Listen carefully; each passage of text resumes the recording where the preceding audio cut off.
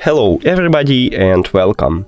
In this video I will show you how to make hard reset for your headphones JBL Wave 300 TWS. You have to start by remove your headphones from the charging case and then press 2 times on touch areas and then press and hold. So 1, 2, press and hold.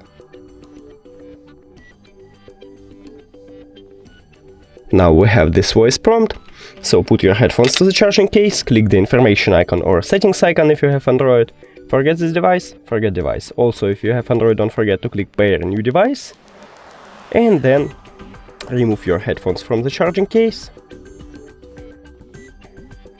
and now click on it at the device list. We did it!